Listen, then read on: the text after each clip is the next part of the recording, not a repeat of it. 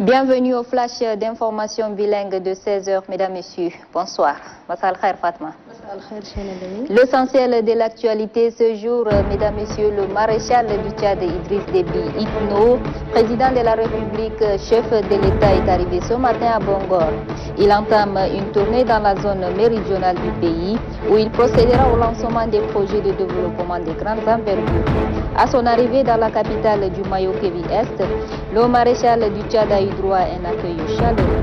La place de l'indépendance bondée du monde était en ébullition à l'atterrissage de l'hélicoptère vers 11h30. À sa descente, le maréchal a été accueilli par les autorités provinciales et la population du Mayo-Kébi-Est sortie massivement.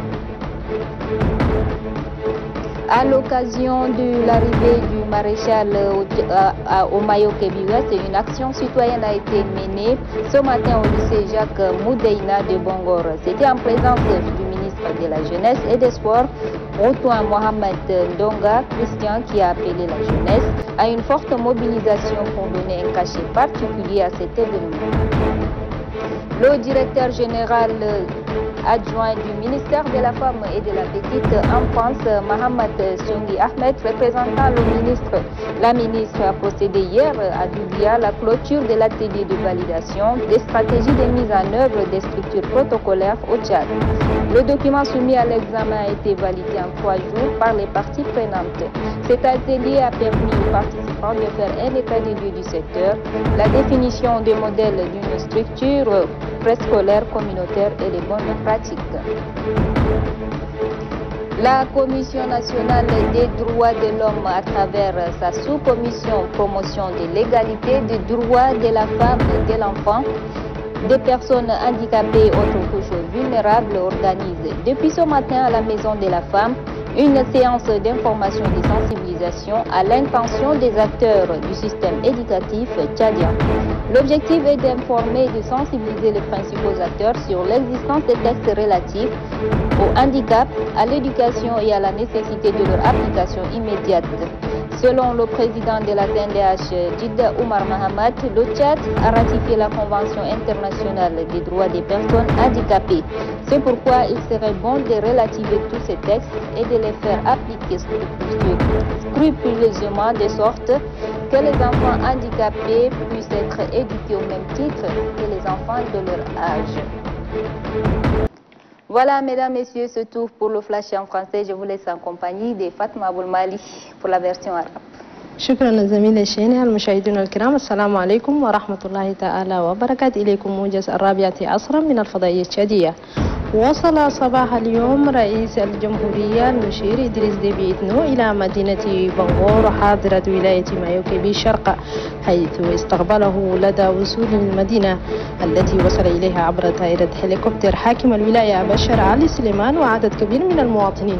هذا وخلال إقامته مشير تشاد إدريس ديبي إتنو رئيس الجمهورية سيلتقي بعدد من كبار المسؤولين بالولاية بهدف مناقشة المواضيع التي من شأنها تسهم في تنمية الولاية. ترأس صباح اليوم ببيت المرأة رئيس اللجنة الوطنية لحقوق الإنسان جدة عمر فعاليات اليوم التوعوي حول حقوق ذوي الاحتياجات الخاصة. هذا وفي خطابه الافتتاحي قال إن هذا اليوم يهدف إلى إيجاد حلول لمشكلة الأطفال من ذوي الاحتياجات الخاصة وإيفائهم من رسوم التسجيل، كما يناقش المشاركون بعض من القرارات والقوانين المتعلقة بهذا الأمر. عقدت لجنة الإشراف حول برنامج ترقية التعليم في الحالات الطارئة التابعة لوزارة التربية الوطنية وترقية المواطنة اجتماعها الأول لمناقشة الأزمات الإنسانية المتعددة في المناطق الحدودية.